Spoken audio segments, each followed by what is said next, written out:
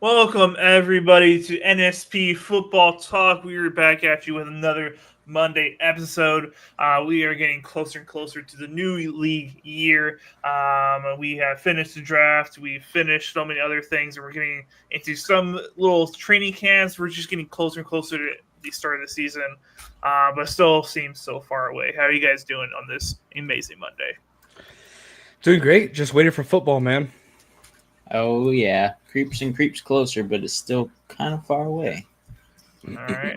All right. Well, let's go ahead and get into the topic of this video. We are talking 49ers to start it off, and we got a huge 49er fan here with this incredible shirt that has two different sleeve colors. You gotta love it. So 49ers, usually it's been the kind of the just the storyline these past 3 years. There's been players who want big contracts, making a lot of noise, changing their Instagram profiles, et cetera, every offseason. And it always ends up getting done, just gets done really, really late into the offseason, almost started season. And this offseason is kind of different because as of today, they have extended or paid everybody that they really needed to. So let's break that down for you guys. So we got Brock Purdy. That's their biggest guy with the biggest contract, quarterback for them. Now a solidified franchise quarterback of the league. Whether you NFL fans or Purdy hater or not, he is now a franchise quarterback. They extended him on a 5-year extension, $265 million. They gave Fred Warner, as of about 3 hours ago, a new extension, 3 years, $63 million. And then they gave Kittle, I believe it was 4 more years. I may be wrong on that. And then $76 million on his extension. They have paid and given the money to the people that they need to. And it's been really impressive. Usually these things really just go really late to the season. I don't know if these certain players are different from the players who would hold out and cause a bunch of media drama almost weekly. But hey, they signed everybody. Wasn't a lot of drama. And if I'm a 49er fan, I have to be feeling pretty good. Whenever you lock up, what's up, Brandon? Great to see you. Whenever you lock up these really big, important players, it's always good because you want to keep your core around. You need to build around your great players, but also you're locking up a huge amount of your salary cap to certain positions, and you just got to make sure they perform to what you're paying them. So first, I want to pass it off to a Niner fan before we get a Seahawk fan talking about the Niners. So let's go ahead, AJ. How are you feeling about these 3 extensions? How do you feel about how these players are going to live up to it? I'm not worried about how they're going to live up to it. I mean, George Kittle and Fred Warner, they have been top of their position for quite some time now, ever since they've been in the league. So I'm not worried about them digressing throughout the season. Of course, Fred Warner's missing his key piece, Dre Greenlaw, but he's missed them for the past 2 years. And George Kittle he's looked good from the start, right? And I don't see him slowing down. He has a heart. And you asked me 2 years ago, Reed, aren't you worried now that Brock Purdy did good that there's going to come a time where you're going to have to sign him? And I said, no, I'm not worried. I said at the beginning of this offseason too, I'm not worried. And this is the offseason where I'm not worried because we're not handling guys like Brandon Ayuk, handling guys like Deebo Samuel, like Trent Williams, like those guys who are, me, opposed to these other gentlemen who are all about the team, where George Kittle took a pay cut a few years ago to sign players, where Fred Warner waited until everyone else got signed before he got his first big contract with the team. And now reports are coming out from the 49ers camp that between Brock Purdy's team and the 49ers team, this was the easiest negotiations they've ever had since John Lynch and Kyle Shanahan have been in office. So I'm super excited, super pleased, and super humbled by Brock Purdy and how he is and how he's acting, especially for the contract that he got. This is a guy that could easily come out here and say, I want $60 million a year. Now, I'm not saying he's worth $60 million a year, but with how quarterbacks are getting paid nowadays, with the most recent quarterback signing was just a few days ago, where this is the start of the new season, right? All the quarterbacks are solidified within their teams. Everyone's going to be asking for contracts. You're not going to see a contract for a quarterback under $55 million for a franchise guy. You're not. That's why I'm super excited and super pleased that Brock Purdy comes out and says that he wants to make sure that there's enough cap room for the team to still continue to grow. Now we signed him for 5 years. He is now ranked the eighth highest paid quarterback in the league, and that's not going to last. He's not going to last in the top 10. I can guarantee you that. So super pleased. Yes, am I confident that he's going to come out and play well? I'm confident that he's going to go out and give it all he has. That's all I could ask for a fan, opposed to getting someone who's in for the contract. Don't mean to call this guy out, but someone like Aaron Rodgers, right? We know what he has, we know what he's been doing, but who is that guy? Is he going to put 110% of his body onto the field? And the answer could be no because of his age.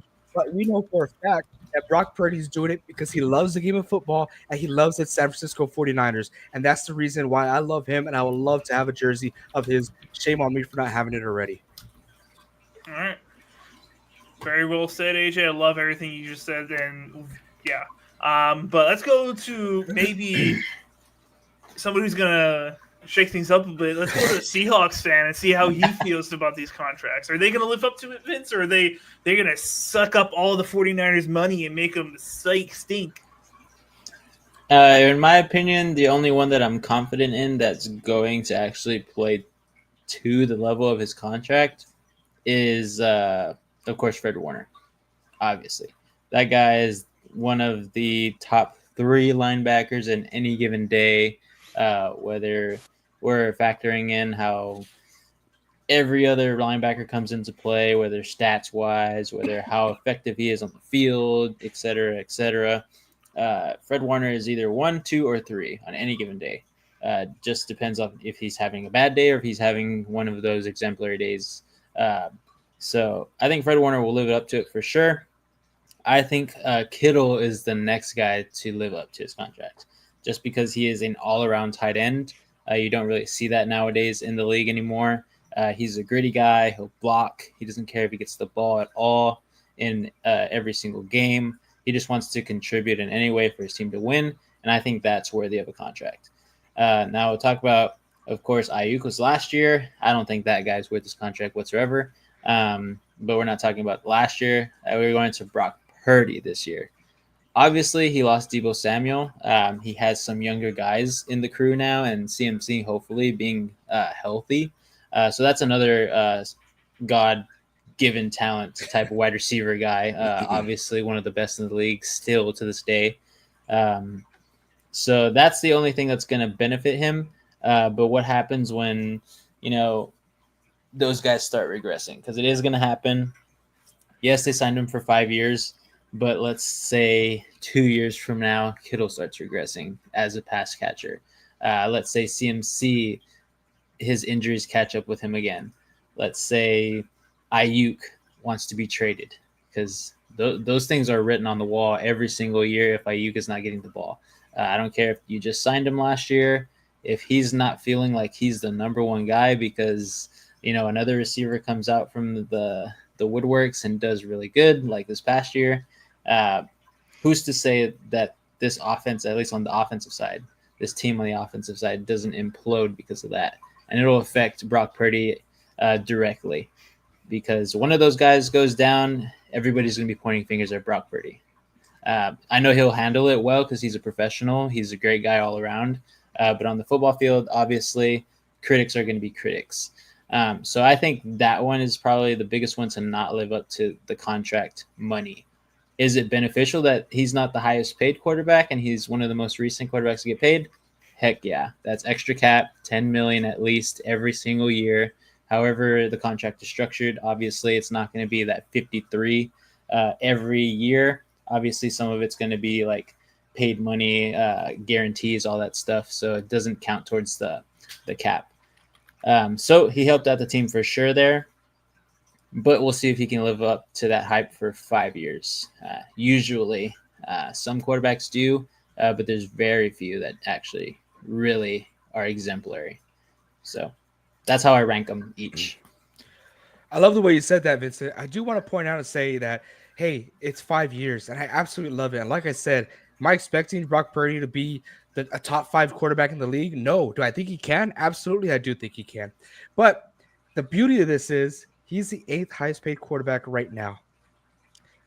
He's in for 5 years. Next year, he's going to be maybe top 15. This is going to help out the team tremendously moving forward because while everyone's still paying their quarterbacks a tremendous amount of money, if Brock Purdy's not the guy, 49ers could still explore options as far as free agency and as far as a draft and start that individual because Brock Purdy won't be that high of a risk. It was a low risk, high reward type deal for the team and Brock Purdy. So I'm super excited about that. You have something to say, Reed? Yes, so I was going to say exactly what you're saying right now, AJ. You're completely correct about the contract that Brock Purdy signed. It's great for you guys. This is my biggest worry, that Brock Purdy was going to be the non-selfish guy that he looks like and not take all the money.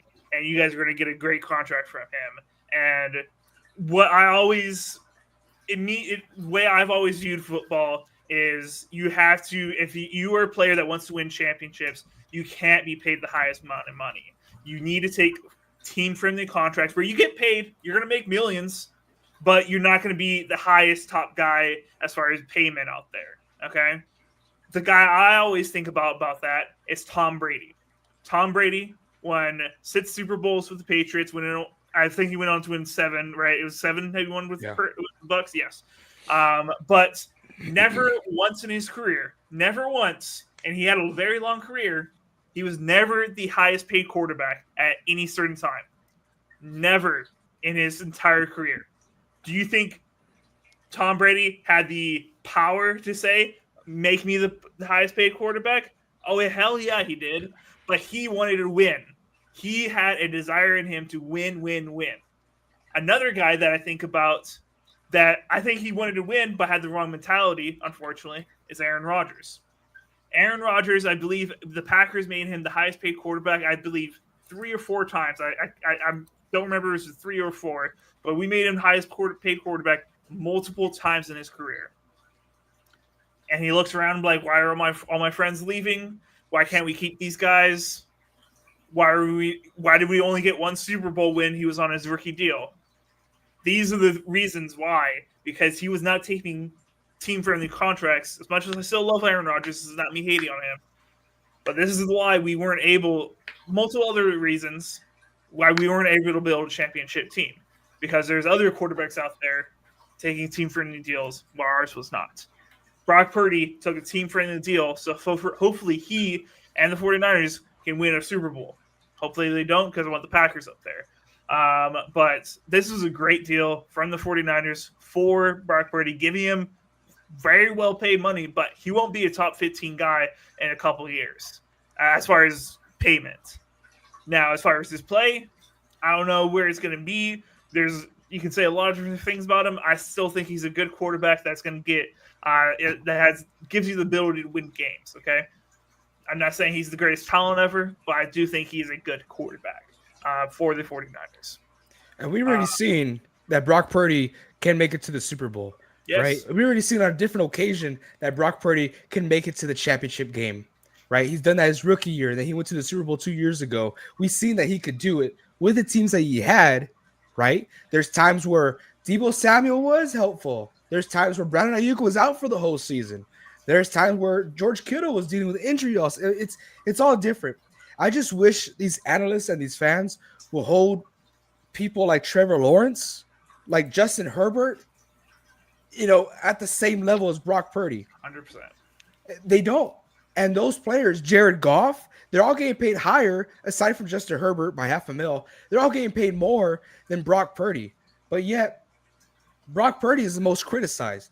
And by the famous words of Pat McAfee, they will say that something's wrong with Brock Purdy because if he's walking on water, they say it's because he can't swim. Something I probably butchered that. But Pat McAfee came out and said that. And it's true.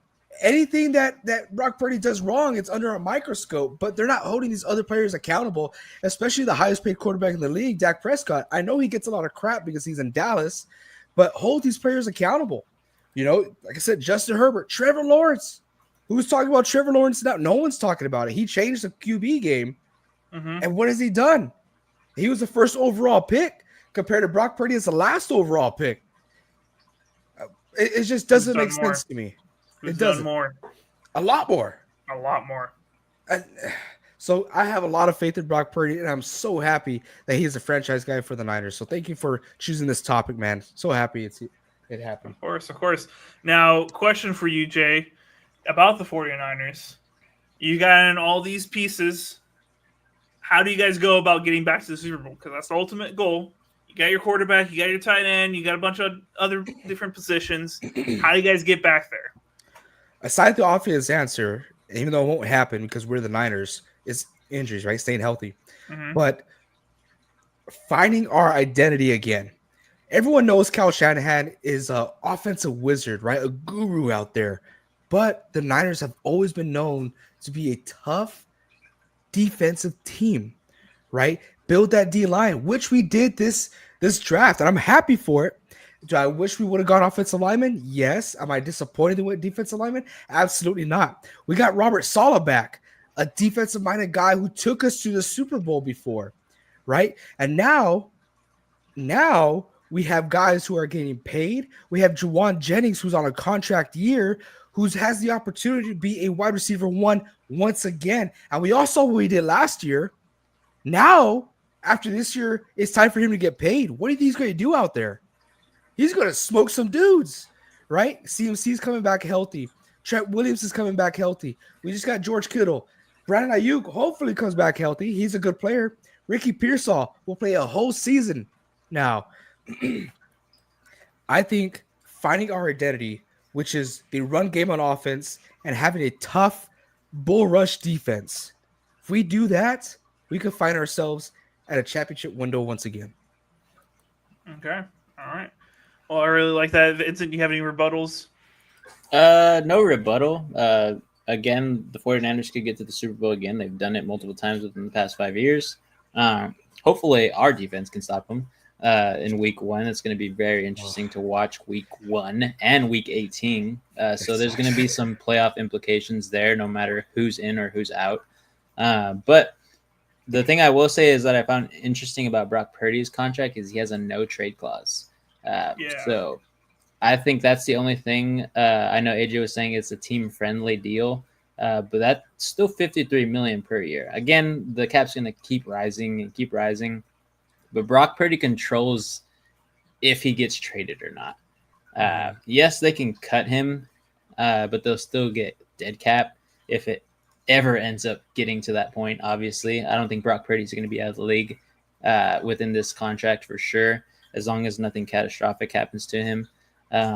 But there's a no trade clause. So Brock Purdy controls if he is to get traded, he makes that call. And he gets to choose where he goes, which could benefit the 49ers if it ever is to happen. But it also could never happen. So that was the only thing different that I just thought of that was pretty interesting, because not many quarterbacks actually get that. Yeah. But we got a great question from Trey here, and I think this is meant at AJ. But if you guys make it to the Super Bowl, can you all finally pull off the win? You guys got so close. Can you finally get over the hump? If you guys look at it, in every single Super Bowl, it was a one-play difference that they lost. It was a one-play difference, and I absolutely do believe that they could win. Not only do I want the Niners to win because I'm a Niners fan, but I'm a wholehearted person. I think George Kittle deserves a Super Bowl. I think Trent Williams deserves a Super Bowl. Same thing with Fred Warner, Kyle Juszczyk, guys who've been in the league for so long. Aside from Fred Warner and George Kittle, people like Kyle Juszczyk and Trent Williams, best in their league, horrible teams, had opportunities to go elsewhere. Trent Williams had an opportunity to go with the Kansas City Chiefs twice, even when they're on that back-to-back to Super Bowl. But he chose to stay with Kyle Shanahan because of the respect they had. And most importantly, I do feel like Kyle Shanahan and John Lynch deserve a Super Bowl for what they've done in the NFL. Well said. Well, we'll see if they're able to get there, and if they get there, can they do it? But I think it's enough 49er talk for the day. We'll talk about them later, but that's enough for one day, all right? So let's move on to another contract extension, another person who got paid.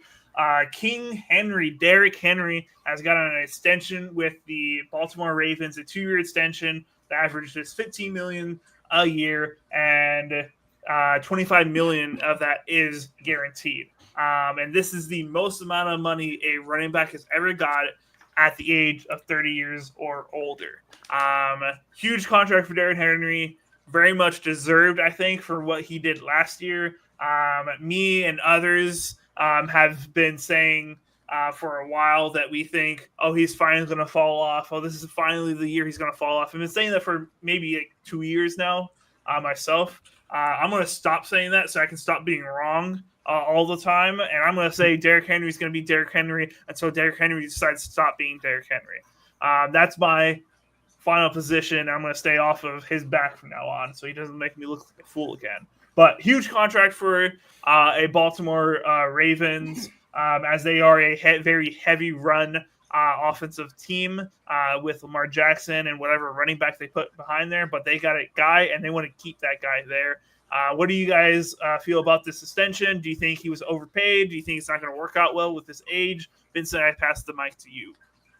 I think it's an okay contract. Obviously, there's the case if Derrick Henry gets hurt. We saw him slow down for just a little bit this past season, but then he came back. So it wasn't like a Derrick Henry season where we've seen him just absolutely obliterate every single other running back and leave them in the dust throughout the year. But obviously on a heavy run team, he's still going to be getting his carries. I do believe that the Ravens are going to be a running back by committee type team still, and then including Lamar Jackson to run the ball as well. He's not going to be running 20 times a game unless they really need him to. And I think that helps with his longevity. And I think the Ravens have a plan going into this contract, and that's why they gave him this type of money. Because Derrick Henry is still a beast. He's still benching and squatting and doing all of these calisthenic type exercises with heavy weight on top of him.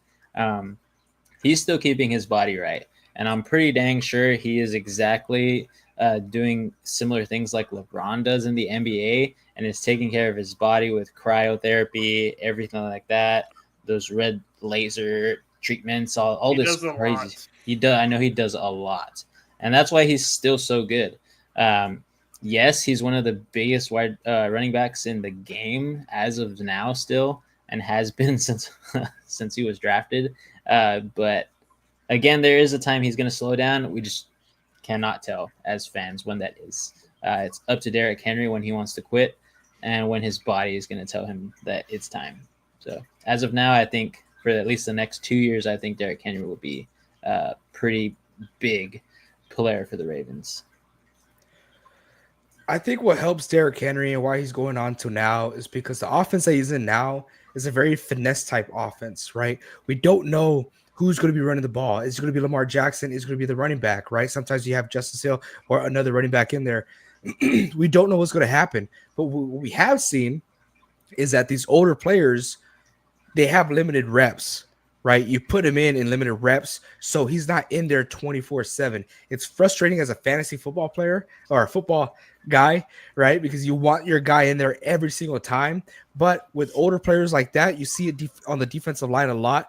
They're on a rotation, right? And Derrick Henry being on a rotational backfield, also being on a finesse offense, helps him out a lot and will prolong his lifespan in the NFL. Do I think he starts slowing down this year? I do. And there's been a pattern, right? As soon as running backs start creeping up to the age of 30, which he's 31 right now, they start digressing as far as playing and how they play, how smooth they are. One of the greatest that we've seen do it was Adrian Peterson, right? It's arguably where he started to slow down at the age of 34. But then again, he was at a different type of running back level, right? He is more of a finesse guy, reach outside the numbers, pass catching back, where Derrick Henry is a ground and pound right down your throat. I'm going to shove it down there. There's nothing you can do about it. Now, how long could he do that for? I don't know, especially with defenses starting to adjust to a bigger center as far as defensive line because of the Philadelphia Eagles of what they do with the tush push. They could be more ready for Derrick Henry. But then again, that's why they had their finesse offense. So do I think he's going to have a great year? Yes. Do I think he's going to start slowing down? Also, yes. But they're playing him perfectly at a rotational backfield in that offense. Very well said. Definitely think he's going to be a huge asset for them for multiple years moving forward. Do we have anything else to say about Derrick Henry? I don't like the signing. You don't like it? I don't. Oh, wow. Yeah, He had one more year. I know. That's why I don't like it. Okay. I would have waited. Okay. I just. What if he was like behind closed doors, like saying I won't play? Depends when he says it. Because if he starts saying it now, they're kind of screwed because they don't have a solidified running back. But I think they have older guys. They have D-Hop now. Yeah. What are they? I don't know. I'm not excited about the players they have. They're older, but it's such a fun offense to watch. And if anyone could pull it off, it's them. Yeah. They'll still be a really good team. They'll make the playoffs. It's just the hard part of them is getting past that second round, going to the conference or Super Bowl. They can never get it done, unfortunately. We'll see if this is finally the year. I don't think it is with what is in the AFC probably. But let's move on to another AFC team. Let's go to the Bengals. Bengals have paid a lot of players this offseason, but not their star pass rusher, Trey Hendrickson. Trey Hendrickson has still not gotten a deal. He is currently holding out from non-mandatory minicamp, so he's not getting fined yet, but he is not participating and very vocal about his position. So let me break down the situation for you guys, for anybody who has not kept up with the Trey Hendrickson situation, because you're only hearing about Jamar Chase or T. Higgins. All right, so very important player for the Bengals. All right, he's been one of the biggest sack leaders over the past 4 or 5 years, with being very consistent as his pass rushing ability. There's other guys like Myles Garrett, T.J. Watt, who also are able to run stuff. He's mainly a pass rusher, and that's what his MO really. But very good defensive player in the league. All right, so last year he won an extension, and the Bengals told him, "Hey, wait another year and we'll take care of you next season." And he was like, "All right, hey, I'm a team player. I ain't going to make a problem about that. I'm going to go out and I'm going to work hard. I'm going to prove myself and get a deal next year." And he said, "All right." And then now it's that year, and he wants his extension. He wants his money. He wants a big long-term contract with a bunch of guarantees, as he deserves from what he has put out on the field. He is an older pass rusher. I believe he's like 30 something, I believe, at this point in his career. I may be wrong on that. And the Bengals aren't giving him the contract that he wants. Now, they have put a contract on the table, which is a short term, probably I would imagine a 2-year deal. We don't know all the details. But he wants a long-term 4-year extension where he has multiple guarantees and paid what he thinks he needs to get. And they've been at crossroads. He's gone on the Pat McAfee show saying he's not happy with the situation. They've addressed the media from ownership and said this is basically on him, et cetera. It's back and forth, or they're saying that we're in the right with how we're handling this, and we're trying everything we can. Trey Hendrickson saying you're not trying at all. Update from this past week is he did show up for minicamp, not mandatory. And he went out to the practice field, wasn't in a uniform. He was just wearing a polo and I think some like slacks or shorts or something like that. And while the team went to practice, he went to the media on the sideline and basically went and just talked crap, basically about the Bengals and how they're not treating him fairly. He said that he's feeling like he has handled this as professionally as he can at this point, and at this current junction, he just doesn't see them trying as much as he is. Now he is on contract for 1 more year. Basically, the Bengals have either the decision to pay him or trade him, or if Trey Hendrickson decides to fully sit out and hold out. In my position, I think Trey Hendrickson is completely in the right here. He has been one of the best defensive players in the league. He definitely deserves to be paid as one of the best defensive players in the league. I doubt he's trying to ask for the crazy Myles Garrett contract that Myles Garrett got. I think he's trying to be the highest paid defensive player. But he is trying to become one of the top 5 guys out there as far as pay, I would imagine, which he deserves. What is y'all's thoughts on this? Go as you please. I agree with you. I think he deserves it, right? He's a staple point in this team, and they need him. They need him more than they think. I think they know, but I think it's the ignorance of ownership there with Cincinnati. A report came out. Someone came out and asked Mike Brown, the owner of the Bengals, about the situation, and this was what was reported. If Henderson wants to skip mandatory minicamp and be fined by the team, that'll be fine with the Bengals owner Mike Brown. If Henderson wants to give up $50,000 per day to hold out a training camp, Brown would gladly accept the gift. So that was reported. It was reported to Hendrickson as well today at minicamp, and he had a lengthy interview on how unhappy he was, and shared a few of the text messages that he had with Zach Taylor.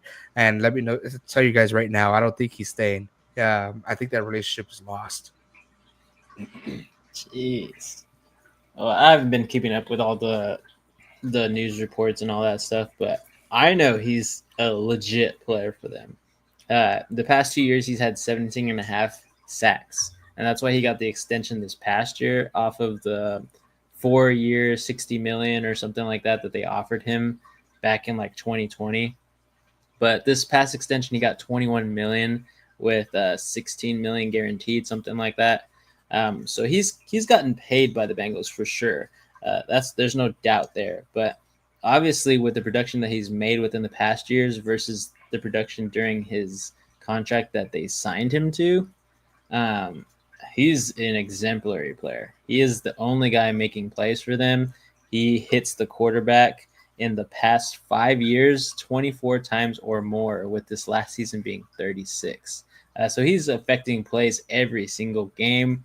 That helps them at least try to win. I mean, we've seen the Bengals and the defense and how bad it struggles because, I mean, they only have Trey Hendrickson, basically. So he is somebody that needs to play and pay and give him whatever he wants. But for some reason, they just don't want to. And now they have another guy that they just drafted who didn't even want to participate in rookie minicamp. I believe it was two defensive tackle and defensive end that they just drafted. So obviously there's a culture in Cincinnati where holding out there may get them to get some contracts, but from what I've seen, it hasn't really worked out. And I think that if they're not going to pay Trey Hendrickson, he's going to get paid somewhere, or he's going to ask them to trade him somewhere, and then he's going to get paid. Because he's a legit guy, even at 30, 31 years of age. He's still making a difference in this league. And if that's on a team that's already an established winning team, he's not going to bat an eye about it. He's going to go. He's going to get another shot, possibly to get a ring. So, I don't know. All right. Very well said. Very well said. Hopefully he gets this resolved soon and he gets the money that he deserves. So let's go to Trey's comments over here. First, we'll go to his Trey Hendrickson comment. He said he has a cool first name. Very well said, Trey. Great commentary from you, sir, as always. That's why you should be paid, because his name is Trey. Bills or Chiefs get AFC this year. Trey says, "I think Bills finally get it, as much as it pains me to say." That's big for coming from you, Trey. That's big. We'll see if Bill's finally able to do it. I don't know. I just don't know. All right. Anything else to say on Trey before we move on to our final and last quick topic? All right. Let's move on. And this is prediction time, everybody. Yes, our favorite time of the year, where we get to say that we're a genius. We have a 95% always right percentage. AJ, I think he thinks his is like 99 or something. I don't know. 99.8. 99.8. Wow, Yeah. That's incredible, AJ. You're just never wrong. Wow. Yeah, it's very rare. Okay. Big Money Joe, great to see you, man. He says 49ers winning the bowl. I hope that's the Super Bowl for you guys. But great to have you here, man. But our last topic of the day is going to be our prediction of who's going to win the rookie offensive player of the year. We're not going to go defensive. We're just going to do offensive, okay? So who will win offensive rookie of the year? Who wants to go first? I could go if you want. Okay, go AJ. Let's do it. All right, guys. Rookie of the year. I'm not going to choose a quarterback. Okay, it can be a Yes. quarterback, but I want to go with the running back. I want to go with Marion Hampton. I really like Marion Hampton, and I really love the situation he's getting placed in. He has a great head coach, a decent offensive line, and it's a great situation. The place where he's at. Like I said, head coach, offense, players, quarterback, defense is decent. They're getting better at it. What better situation can you ask for? You get rid of Gus Edwards, you get rid of J.K. Dobbins. That backfield is free for the taking, and it's all yours. And honestly, if it wasn't for Ashton Gianti being the freak of nature that he is, this guy would have been the first running back overall taken. Omarion Hampton is no joke. He's a really good running back. University of North Carolina, they produce good running backs. And I think this is the guy to finally break out for them. And I think this is the guy who's going to be the staple point in that offense for the Chargers that they so desperately need. Well said. Well said. Big Money Joe definitely agrees with you, and Trey agrees with you as well. So you got the people behind you. Vincent, what is your prediction? Hampton was a guy that definitely comes to mind because he has one of the better situations. If I'm going to go based off stat wise here, because obviously I think that's how the offensive rookie of the year should be labeled, not just because they're a quarterback and they touch the ball every down of the offensive plays. But I'm going to go with a guy who goes into another similar situation where he's going to be possibly used a lot. And this is Tetairoa McMillan with the Panthers. I think he's going to go into the best situation. He has Adam Thielen there. He has Xavier Legette. And then he's going to be that second or third option that could rise up to be the first overall option if he is that good. Because Adam Thielen can do it, but we've seen him also not do it. Xavier Legette, we haven't seen him do it. So this gives like a full window for Tetairoa McMillan to go in there and be the guy for Bryce Young.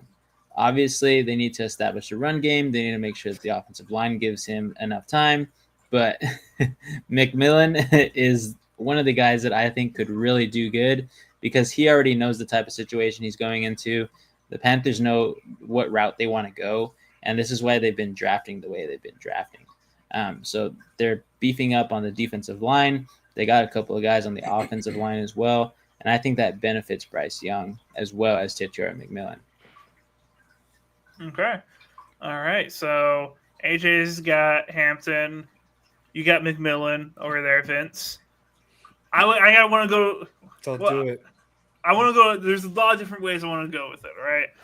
Obviously, easiest pick is going to be a quarterback, Cam Ward, because quarterback, whether he has just has a little bright point in somewhere in the season, he could win the prize just for that because he's a quarterback. Okay, just how the awards work. If you're a QB, your rating system's just all out of the whack compared to how other players perform to their positions. So Cam Ward is easy; it's a safe option, but I'm not a safe kind of guy. We all know that, all right. Now, I would want to go Travis Hunter, but I'm not going to go Travis Hunter, right? With being on the defensive side, no, I'm not going to Golden. Absolutely not. I hope he's everything we just spent on a first overall wide receiver type of thing. But I watched the tape. I don't see anything special from his tape personally. That's going to make me it's green and yellow. Yes, I know. It's green and gold. Sorry. But yeah, I'm not gonna go Golden. We got too many wide receivers. I'm not gonna go Travis Hunter because I think all the defensive snaps are gonna limit what he's gonna be able to do on offense. He's gonna try to play 100% of both. It's gonna limit him. All right. I just don't think he's gonna affect either side to win either award, in my opinion. And so with that, I'm gonna go Gianti. I know it's not the greatest situation. I know it's not the best offensive line, but as AJ said, what is he? A freak of nature. He's a freak of nature. All right, he's the guy that if Travis Hunter wasn't playing both sides of the ball, he would have outright, no conversation, won the Heisman Trophy, and he definitely deserved a Heisman Trophy. But Travis Hunter was on another team doing what he was doing. So Wasn't much. it was pretty good. So Gianci, I think, has a incredible chance to win the Offensive Rookie of the Year, even with a tough team with the Raiders, as long as they're using him and putting him in positions where he could succeed, which I think he can. I think that's good. Hey, Big Money's right. All right. So, guys, go ahead and pencil this down, guys. Someone remember and see in what, like 6 months, 8 months, probably, I think, when they give out awards on which one of us is right here. All right. Let's pencil it in. That's all we got. Does anybody have anything else I to say? just All have this? a crazy More fantasy football stat here. Oh, So you said Gianti, right? yeah. Gianti and Cam Ward are projected to get the same amount of fantasy points this year. Oh, That's how highly projected that all these fantasy apps think of Ashton Gianti. Despite the situation he's going to, Yeah. and despite the situation Cam Ward is going to, he is the highest projected fantasy point scorer for the rookies coming into this year. what's his ADP? Do you see that there? 16 16. overall, yeah, for all players in any type of drafting for the first time. He's going in the second round. I offered like my whole house for the first overall pick, and your friend Master Jedi did not buy it. How funny. Like my whole house. For like my first round next year and like this year and like 3 players. He didn't buy it. Jeez. Interesting. Yeah. I didn't know that. Yeah, I offered the house. All right, well, that's all we got, guys. Thank you guys so much for watching. From the Niners to Derrick Henry to Trey to Rookie of the Year. We appreciate you guys tuning in. Trey and Big Money and also Brandon here for a second. Thank you guys for tuning in. We appreciate it. I learned the playbook. He doesn't need to. You just got to grab the ball and run. But thank you guys all for tuning in. We appreciate all of you. We will be back again next Monday for another podcast. But until then, everybody keep on grinding.